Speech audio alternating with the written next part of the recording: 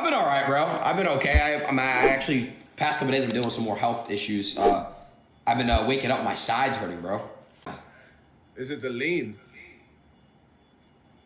I stopped, but Yeah, you know it's not good for you. I went through a hard time. I spoke out about it online, and a lot of people just started making fun of me for it and shit. But I really haven't really done it in like a while. I relapsed not too long ago, but I keep people updated, bro, because there's people out there that really go through addiction and shit. So, Yeah.